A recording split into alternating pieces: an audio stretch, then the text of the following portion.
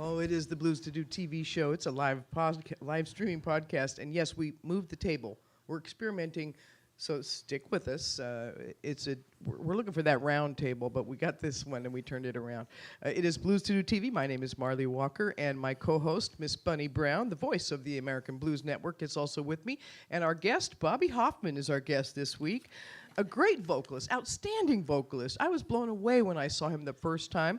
I'm going to give him an intro, but stick with me. You've never heard of him, but he's definitely a part of the Northwest scene. So he needs to be heard of. He needs to be heard, yes. And that's who we got on the show on a regular basis. This is a weekly live streaming podcast on YouTube and a number of other places. Christian Sadler is our engineer, and he gets it put in all the places that you want to look for a podcast. We are live at Seattle's Georgetown area at the Lab, the little auditorium in the back at the Seattle Drum School. It's 1010 South Bailey if you want to stop by. I got some hot coffee and some fry bread, because I do a music gig every Thursday at Nacho Mama's Fry Bread Cafe from 5 to 7, and you can come by and have some fry bread with me, or just show up on Sunday, because I usually have an extra piece for 2. Gosh, that's so good. I'm going to have to, anyway, watch or listen anytime at youtube.com/blues to do, or like I said, the Seattle Drum School. That's where we are today with Bobby Hoffman, a great vocalist on the rock classics. You know, classic rock is probably where you've seen him most, but he can sing the blues. I love the way he sings I Got News for You. And I've seen him do that a couple times with Jerry Miller in Tacoma, but he's got quite the resume. Now, he's not too many people can say they recorded with David Geffen in L.A., or put 150 tracks together with the group Stripes and other groups, many, many groups, actually, unreleased, because, of course, stuck in that conundrum of record label stuff. They wanted him to be Foreigner and all those other groups, and you're going to be yourself, Bobby Hoffman, and that's who you are best. The people that noticed were the people at Weyerhaeuser, and so we're going to hear his story about how he got into Weyerhaeuser, and he met Mr. George Weyerhaeuser. Let's say he's about 70. I'm not going to out him, but he's about 70 years old, so we still got a few more years of great singing with Bobby Hoffman, and I really hope you get out to see him, either on a Wednesday at Golden West with Jerry Miller. I've seen you pretty much every week, but you're going to tell us more about where we can find you, and we're going to hear some stories, some logger. This is the Northwest. We're into logs. It's a tree area, oh, yes. So we got history. We got logger history right here. We're going to get into it. Like I said, he played with the Stripes and did 6 years on the road, played Bumbershoot, played Taste of Tacoma, played in a soul band, a gospel band. He's a great drummer to begin with, so we're going to hear that story. Went to Mount Tahoma High, so I said, like I said, a Northwest guy. Picked up music when he was 6 or 7 years old.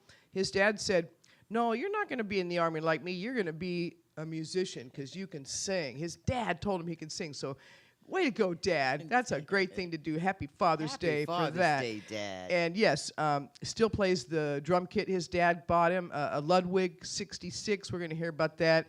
And his mom said, "You sing as good as Tony Bennett." So, I mean, wow. Really, your parents said, "Go for it, kid. You got the voice." And so anyway, we're going to hear more of Bobby's story for our show today.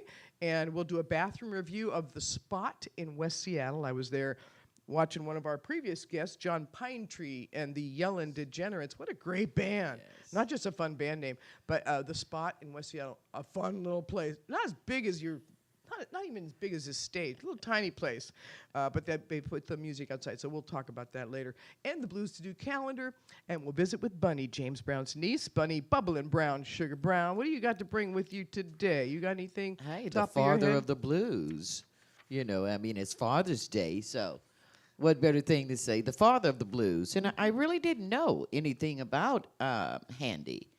I was looking at B.B. King and Bobby Bland and, people like that. The three kings, Albert King, Freddie King, B.B. King. Everybody talks about them as the fathers or grandfathers. And I found out one thing pertaining to the blues with B.B. King. You've heard of Bobby Bland, Bobby Blue Bland. Yeah. He was the chauffeur for B.B. King. There you go. Wow. And started singing. It's all who you and know. B.B. heard him. He's like, "Hey, you need to stop driving and come on stage." And that's blues. It goes through generations, so we have so many fathers of the blues, like you say, Albert King, Bobby Bland, And Hardy, he produced and arranged blues before we were born. Any of us were You know born. about W.C. Handy? Yeah. W.C. Handy was like the first person to publish a Yes. blues song, so he Yes. got credit. I mean, it was Yes. kind of happening on the street or whatever. There was music that was defined as blues before that, but he True. was the first one to walk in there True. and sign a paper and say, this is published now. True. So, yeah, we should have learned our You know, publishing and stuff it then. makes me think of Muddy Waters. Muddy Waters was playing blues on the porch with a homemade guitar that he made himself. Plantation. Yeah, on the plantation. And one of the guys came through, one of the to be known record guys, but he came through and recorded him on the porch of the plantation. Right. And There's recorded some his history. music from the back of a car. Imagine that. And Muddy Waters informed so much rock music, and we're going to talk with Bobby about that, I'm sure, because there's so many segues. Yes. And I think he's even got a James Brown story. Stick around. The Blues Oh, Studio really? podcast is sponsored by Mitch's Best Buffalo Sauce. There's the image right over there. There's the bottle of sauce. It really is popular. Everybody wants to put it with dessert, but that's not exactly what he had intended. But you never know. People But might on meet that ribs, challenge. pork, steak. Look out, roast. mitchesfoods.com. Oh, You're going to my. make us all hungry. Thanks for tuning in. We appreciate you being here. Check out bluestodo.org. It's a work in progress, but I'm getting there. And we do want some sponsors so I can put all my life's work up on that old website, all the interviews and the shows I did on radio and print. And so, yeah, a photo gallery. We're working on that. It's going to be fun when it comes around. So blues prevention. Words of wisdom that can help you and make you more thoughtful about your decisions. What would you consider? I'm going to tap you, Bobby, because your dad was awesome and your mom was awesome, it sounds like. So what kind of blues prevention, what the stuff did they teach you that helps you avoid the blues? Help me avoid the blues music or the down The time? down or The feelings not so of much the music. blues. Yeah. I think just their faith in me, just to push me and say, see where you end up. Keep Amen. trying. Keep and They believed in you. yeah, and confidence. And my mom would let me even practice the drums, and she'd say, I'd be playing loud, and I'd think, oh, no, I'm probably driving her crazy. And she would come out and say, do that one thing you just did. What was that, I'd think, wow, she must have cotton in her ears or something. Inspiration, yeah. Yeah. And she would always say, you're as good as Tony Bennett. Don't give up. Wow. I'd You put know. that quote on my resume. I know, huh? I mean, your mom believes in you more than anybody, and And she's I- going to hear it. Yeah, and I When went you and were- saw him Go a ahead. lot. Did you? Yeah, I never got to meet him, No. but I got to meet a lot of my favorite singers. And You were on the road for Yeah. 6 years. You met a lot of people, opened for a lot of people. Tell us Yeah. some of those stories. Who did you open for? You mentioned. oh, there was a bunch of bands that were like, we'd split the night, split the week, split everything with bands like even Papa John Creech. We played with Blues violinist. Long John Baldry. We played with Loved him. there was the Savoy Brown, and we were playing at the big clubs around here too. But we were on the road, and there was so many bands. They're splitting the night at different places, like with Hall and Oates at the Place, and all kinds of things like that. That when the bands were already famous, and we were just kind of the opening act, but we were playing there for the week, and then we'd switch dressing rooms, so we'd get the lower dressing room. Right. And the nice people in the closing act would, if they were nice, they'd come and visit us. Like John Baldry would make sure that we had food and beverages and everything. He said, and sit down and talk to us. We played with Black Oak, Arkansas, in the Astor Park, or under the rail. Right. For John Baptiste, I remember. Yeah, oh yeah, Those that days. was a big show. Astor Park. I can imagine. We played there several times with different bands, and opening for major acts. But some of the people that I met were the nicest people. We were playing in Salt Lake City, and a group of guys and women came in and sat down at one table, but it was mobbed, and we had a big following all the way across Western United States, Western Canada, and we'd hit the same bars all the time, so we'd get a following going, groupies and stuff. Not that I was looking. Oh, we for- know about the group. Yeah. We're So radio announcers. We know about the Right group. in with them, yeah. so I'm there, and this guy comes up and says, "My band wants to play with you guys, jam." I said, "Okay. Well, who are they?" He said, "Well, we're Leonard Skinner." I said, "You are?" He says, "Well, I'm not. I'm a roadie for Shoko, one of the big companies." And I said, "What's your name?" He says, "Bud Rock." I said, "Man, Bud Rock, wow, how cool." So anyway, I didn't believe him.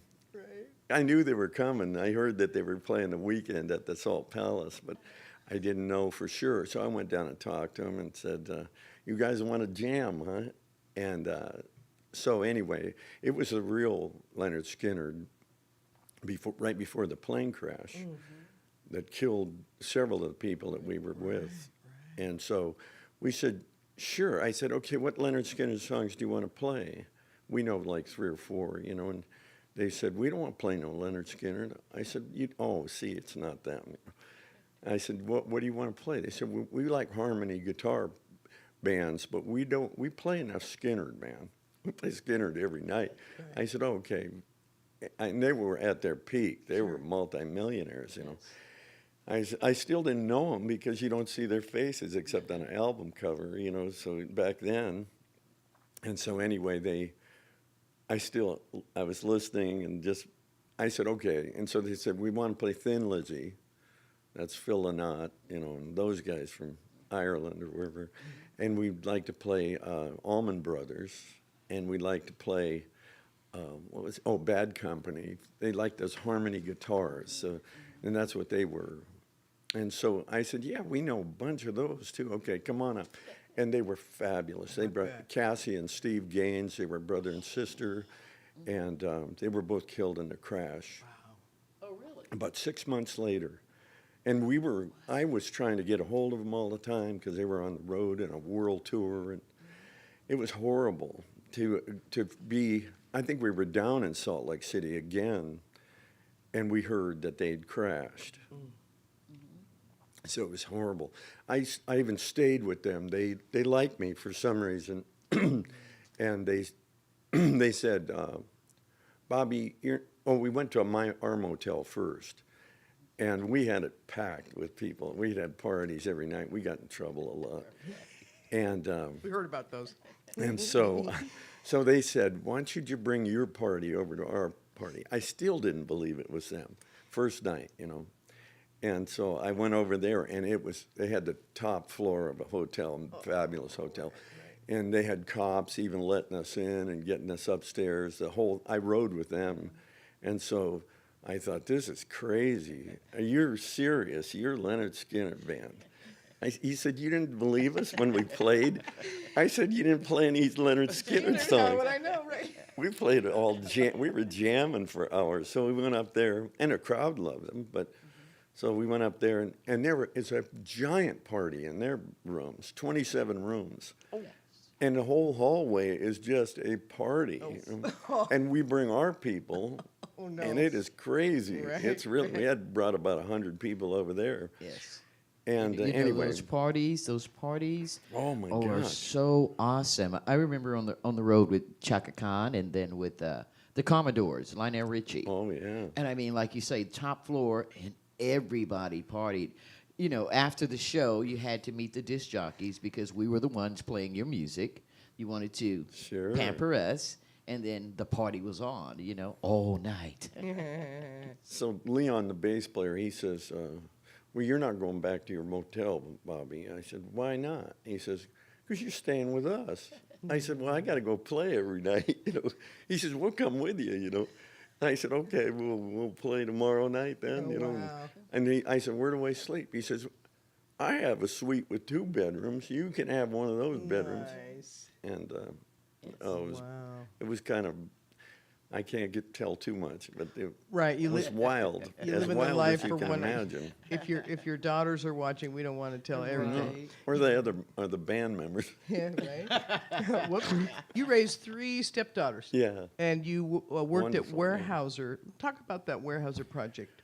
warehouser. I just got a job, a basic job where I was helping with furniture, office furniture. And I had just written a song. I was in the studio all the time, you know, playing with different musicians from around here. If you're not familiar with Weyerhaeuser, they work with paper.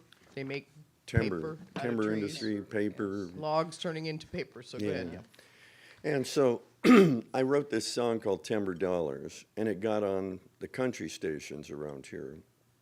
It wasn't a big hit or anything, but it was Ix Pick of the week for 2 months. Ichabod? Ichabod Pick. Kane, Okay, got you. And he'd call me and say, "Come on my show," So I'd go up there and do the radio show, and then Fun. I'm R.P. McMurphy. I think that was another guy from another station, and so I got on their station, and then pretty soon I'm showing up at restaurants, and they're telling me, "You're with Leah Knight tonight," and I'm thinking, what do I do? Just like this, And they said, "Well, you're the Timber Dollars guy. You just talk to them." I'm thinking, do I have to talk like a Southern accent to relate to people out in the hills? Hi, folks. Right? It's a privilege to be here. I'm Bobby Hoffman. I'm the Timber Dollars guy. And I'm singing in front of big crowds in all of these timber towns. Logger malls. Jubilees. What is Yeah, it? and- What is a Logger Jubilee? Lager Jubilees is a celebration of, there's one in Morton, but there's, the ones I was playing at mainly were like Port Angeles, Forks, all kinds of, Aberdeen, everywhere, Raymond, all over Western Washington, parts of different states. But it was crazy because, you'd show up and there'd be thousands of people there. And my song was kind of about the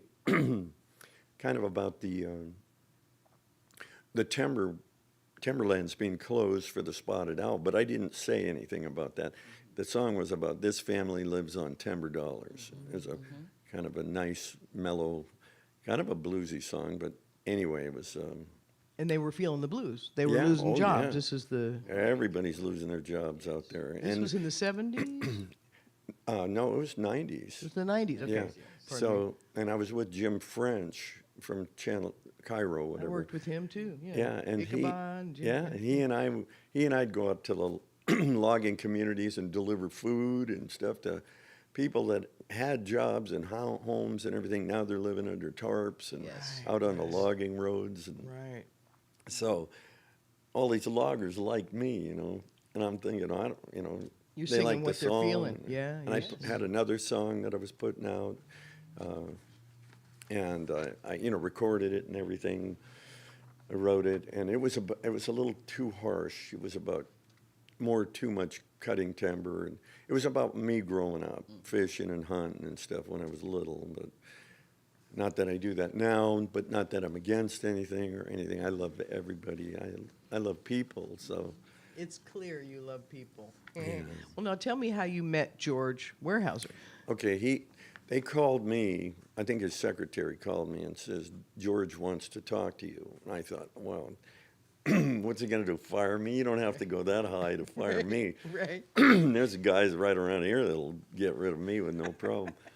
And you're just lifting stuff onto a truck. I mean, you're nobody in Yeah. terms of Weyerhaeuser. Yeah, leave the pen, get out. Yeah. So anyway, I started meeting with Jack Creighton and George Weyerhaeuser and all of the senior managers, and pretty soon all the managers in between them and myself, they're worried about, watch out for that guy. He's got authority or he's got power. Power of song. Yeah, You could sing about their exactly. feelings, and they don't have that power. They don't know how to deal with that. Yeah. Guy's saying, you were having lunch again with them. I said, yeah. I mean, other Right, big yeah, managers, they're yeah. making a fortune. I'm making nothing. You hobnobbing with the Yeah, well, bosses. yeah, So, they- yeah. And they'd say, how did you do this, I'd say, I wrote a song, they heard it, and they liked it, so that's it. And so I'm singing at all of the programs that they have, and then doing like commercials and everything for them. I did Mount St. Helens opening of their exhibit down there with Walt Disney people and all kinds of things. Like I did a thank you song for business for 25 years to China. I heard a Chinese singer over here to sing what I sing after I sing it, and each line went. She would take over, Okay. and it was called "What a Difference We've Made," just between our companies in the two countries to make peace and to make a business run smoothly and everything, and how they learned how to take care of their forests and stuff, whatever through. But all these guys would want me to do business kind of songs. I said, no, I can't do that. I got to write heart to heart for different countries or different things. So, but that Alice Hong, she was from Everett or something, but she was working in Seattle. She was a fabulous opera singer, and they wanted us to fly over to China and sing it live. And she was afraid that she'd get trapped. Couldn't come back. Yeah, couldn't come back. So they sent the vice chairman and all of these people over here, a big conference with Chinese people at Weyerhaeuser in a big conference area. And so we sang it there, and they just absolutely loved it. They did it at, I don't even know how to pronounce it, Tiananmen Square, Yeah, over in Tiananmen China. Square, yes. They had a major meeting over there, and they said they gave trinkets to Weyerhaeuser and everything. He said there was 1,000 people there. Jack Creighton called me, and he says, we played your song and said, this is a gift from one of the Weyerhaeuser employees to you about our business lives together. And he said, this is like church. He says, I've never seen, they made us play it 3 times. He says, in fact, you're on national Chinese business television. Wow. He says, there's like 9 million people listen to your song That's today close and to having yesterday. an anthem, your own anthem. Yeah, and they for a said, different country. he says, How you're cool. a star over here. How I cool. Music said, changes people, and you had that power. The Weyerhaeuser guys knew you had that Yes. power. And you know something I always say on the radio, music is a universal language. yes. No matter what color, no matter what No. culture, you know, it's a Absolutely. universal. Well, and, Absolutely. and you've sung gospel, soul, you've done a little bit of everything, and that was a country Yeah, hit that you country, had yeah. that got you in the door. Then you worked for Weyerhaeuser. Tell me how that worked. So they employed you to do music. You didn't have to change. I would jump from my department half a day to communications department. So I was working with them. They'd give me, I'd get bonuses and Weyerhaeuser clothing and all kinds. Some guys are really mad at me, a little bit above me.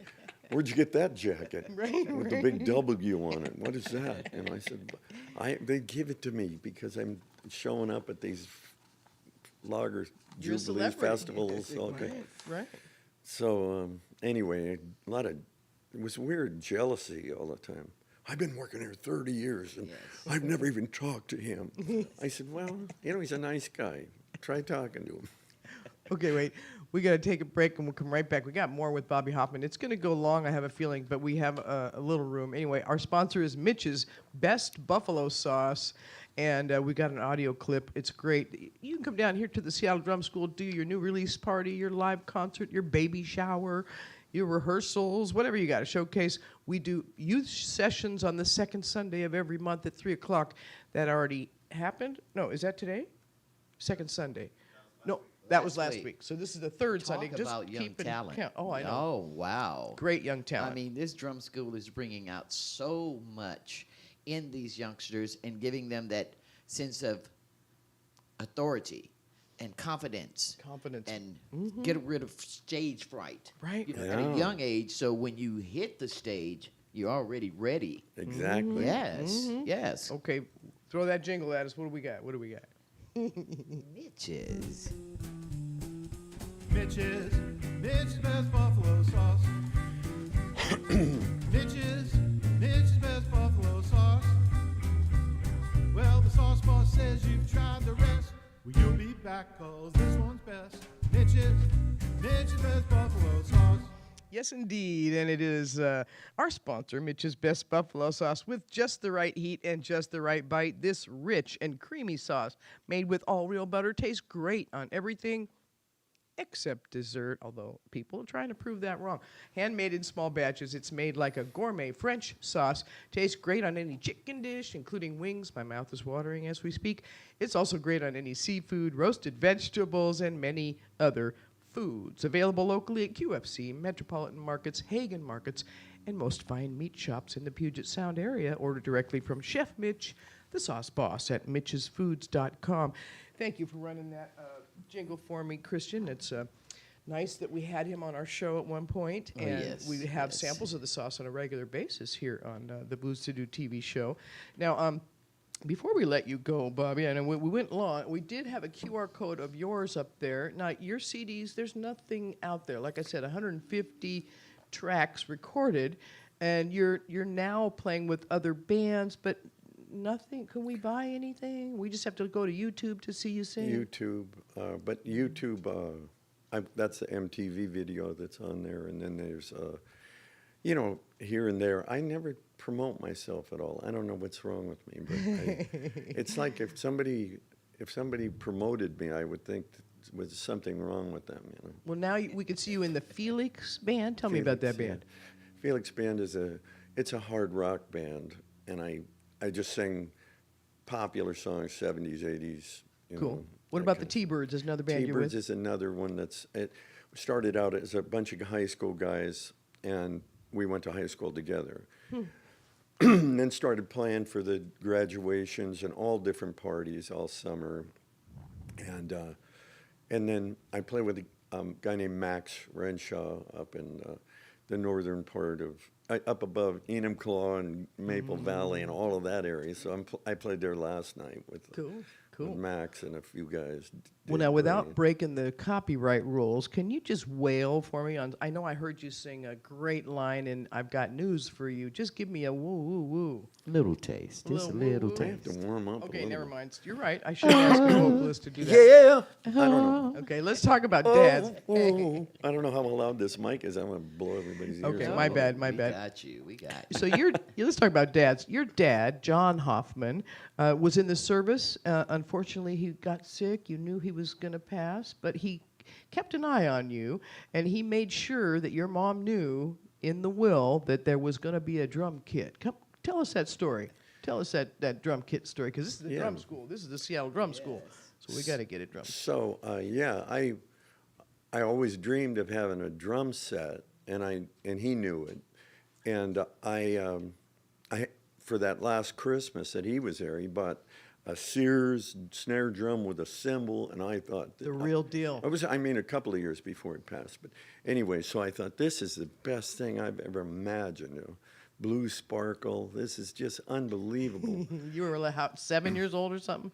That 6? was when I was like 9. I 9, think. okay. And so, because I worked my way up from little rubber-headed Native American drums and different things that I'd ask, they'd say, "What kind of drum do you want for Christmas?" I'd say, "Anything, something better than I had last year. Right. This one's worn out." But anyway, so then she said, "Well, we're going to the music store," and I said, "We are? What for?" And she said, "Well, he left a special note too. Make sure you got a drum set." I couldn't believe it. She said, "What kind of drum set do you like?" I said, "Kind of like Ringo's." And she said, "Yeah." And she said, "Okay." And I said, "Really?" And she said, "Yeah, let's go down." So went to Monta Vista Guitar Shop down there in Tacoma. It's not there anymore. It was where Kurt Cobain used to shop and different things. And so we went there, and we're walking down looking at all these drums, and I'm thinking, "Oh my gosh, look at the sparkles and stuff." And Ringo didn't have sparkles, but I liked sparkles. So I said, "That red one right there, red sparkle." And she said, "Really?" And so anyway, she says, my mom was a bartering person, "We'll give you, $500 for this drum set with cymbals." No way. And he finally gave in. Oh, good. And It's a so tough bargain. I said, "This is my drum set." I still have it at home. That's My, how Nice. special. bizarre.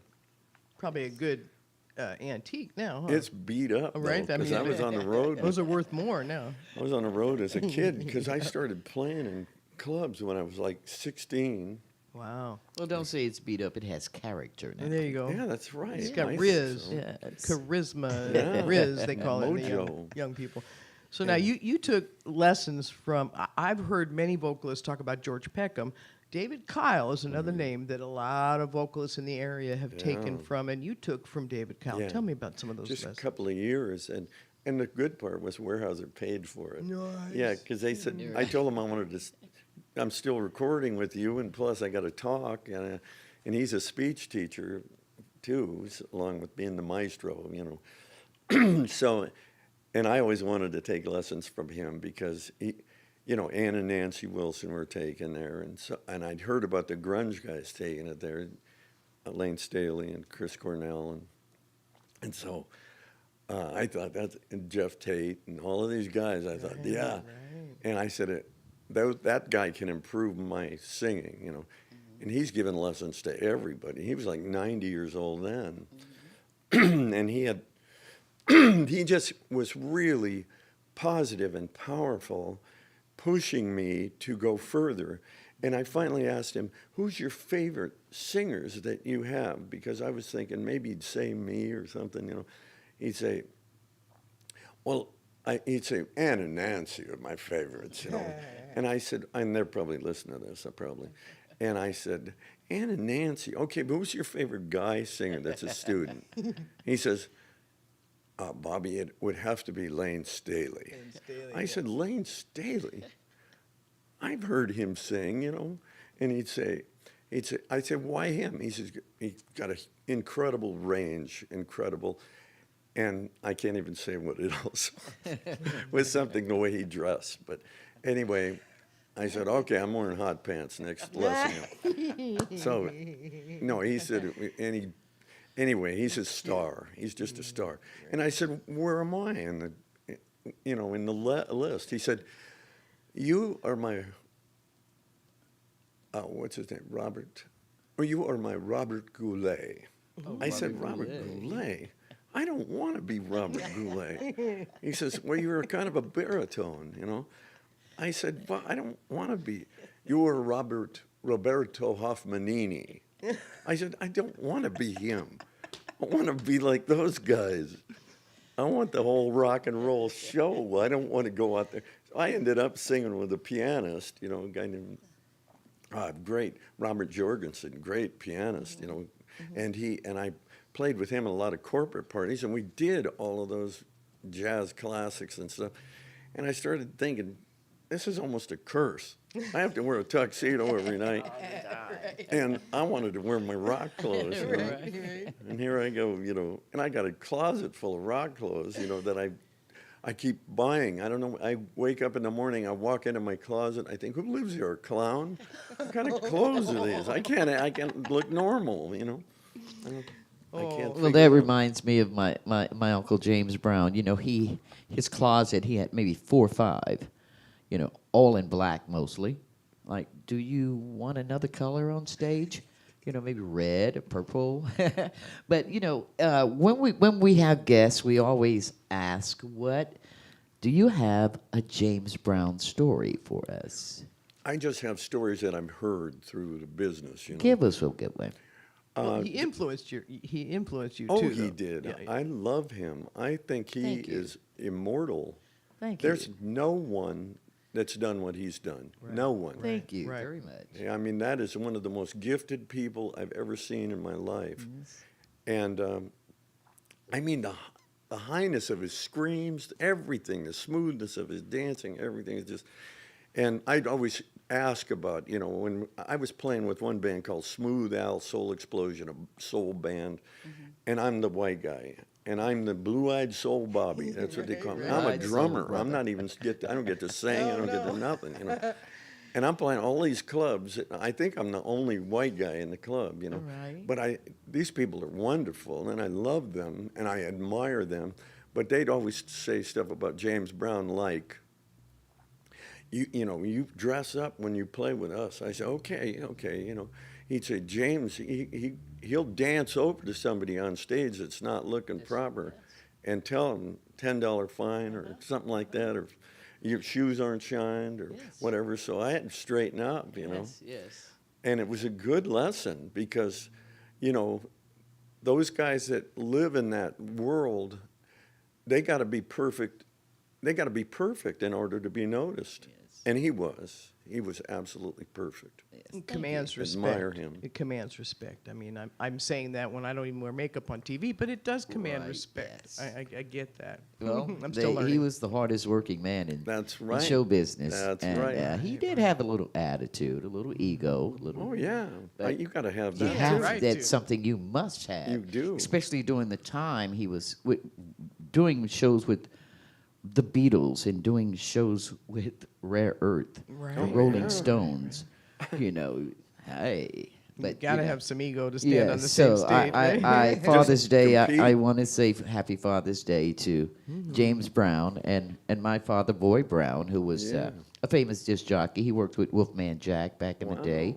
and he was president of the National Association of Television and Radio Announcers for Gee. many, many years. And you're both inducted into the And we are- National Black Radio Hall we of are Fame. the only father and, And daughter, daughter. to ever both be inducted into the National Black Radio Hall of Fame, and that is Wow. such an honor. Happy Father's Day, Daddy. Much respect, Yeah. much respect. Yes, and Amen. yeah, we're honoring the fathers. Boy, I'm gonna skip that bathroom review for next week. Is that okay with you, Christian? Okay, and we're gonna do a brief calendar. We've got lots of shows. You can watch the archive shows. Last week it was Son Jack Jr. We had Phyllis Talley. It was her first time ever being interviewed. Yes. Wonderful interviews. We have such great time and really great enjoying your story. We're going to get more of you on because nobody knows about Bobby Hoffman. Oh, we must. I do have a brief calendar. I want to shoot a couple calendar items your way and then bring you to the end of the show. We got calendar items like crazy. Duffy Bishop's got a few dates in town. So we've got Juneteenth this week. We got Father's Day. We got Gay Pride. It's a lot happening in Seattle. I did wear my unicorn in case we have a moment. When we Great. need the unicorn, we can whip Great, out the unicorn. great. So let's see. What's the date today? The 15th? Yes, we did the Oh, then Edmonds. Johnny's birthday We party. did that yesterday. Yesterday. Edmonds Arts Festival Is continues. the last day is today. It was more rained out early yesterday, Yeah, yeah. but today, and I tell you, Edmonds Art Festival. I live at Edmonds. It's one of the best in the state of They do a Washington. good job. Yeah, yeah. Yes. Just wear your yes. raincoat. We could just layer up. Yeah. We do Well, umbrellas. we got sunshine in Seattle Now today. we It's do, yeah. Father's Day. So. Grown Folk, FOUX, with David Holden Jr. and Phyllis Talley, Juneteenth at the Seattle Center. Is that today? Today's the 15th? No, 16th. that'll be That was yesterday. My On bad. the 15th? I thought you said Juneteenth. Well, that was It ha- for the Juneteenth celebration. Celebration. They kind of got it Okay. early because Because it's midweek. she will be at Rumba Notes for the actual There we go. Juneteenth celebration. And they're celebrating Joe Brazil, who's got a lot of great history, one of the fathers of music here in the Northwest as Yes, well. So we'll be in yes. Columbia City on the 19th. Juneteenth, they start in the afternoon. Apparently, it's a federal holiday now, so we get it yes. off. We get the whole day off. Yes. Celebrate. And that's Wednesday. Lonnie Williams, Phyllis Talley Band, C.T. Thompson, 3 to 7-ish over there at the Rumba Notes. And I was personally invited, so I must show up. Oh, yes, we will be there. Robert Cray tonight opening for the Doobie Brothers at the amphitheater in Ridgefield, Washington, if you're near there. And what do we got more? June 20th, the Shivering Denizens. Oh, they were on my show years ago. They'll be at Slim's Last Chance on the 20th. West of the Waterway is a new venue for me. I'm going to check that out because Rick Estrin and the Nightcats, the best band out there these days. Songwriting, live performing, June Core on the drums. Anyway, West of the Waterway on Thursday, the 20th. On the 21st, they'll be in Port Townsend at the Palindrome. Again, Rick Estrin and the Nightcats. If you don't know about them, you got to check them out. Yes. Also on the 21st, which is the solstice, I forgot to mention one more holiday, 13 Coins in Pioneer Square now has the Andy Stokes Band, one of the best bands out of Portland. That's I think a no-cover situation as well. Friday night should be a good night to go out. Full moon, solstice, good music. And then we get into July, and of course, the Waterfront Blues Festival. Duffy Bishop's going to kick it off with a cruise on the 3rd, and then the fireworks happen with Kim Field, Steve Bailey, Hank Shreve. There's a lot of nationals, but great locals Yes. as well. Just Yes. incredible. Yes. And she'll be at Aurora Borealis July 6th. Make a note because you're near there, and she's worth it. And we really enjoyed She's an the incredible- venue last week when you But and she, I. she just puts on a show. So- she'll have everybody in the palm of her hand like Okay. butter. Let's get She'll there. be at the Conway Muse on the 13th. Make a note of that, We'll of be there. July. We'll be there. And then Jazz Alley has Greg Adams and East Bay Soul. Can't say enough about them. That's really fun. 16 and 17. And Duffy plays that West of the Waterway place July 18th before she goes to Winthrop. Okay, that's enough of the calendar for now. I want to mention on Monday, they've been rehearsing here. Madaraka. Is that it? Madaraka? Madarara. Anyway, I'm not saying it right. June 17th. Tomorrow they'll be at the Neptune Theater.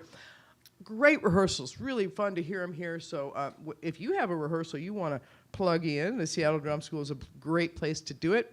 And we thank you for tuning in. We'll get more of that calendar and try and get it on that website. Still working on getting that part together.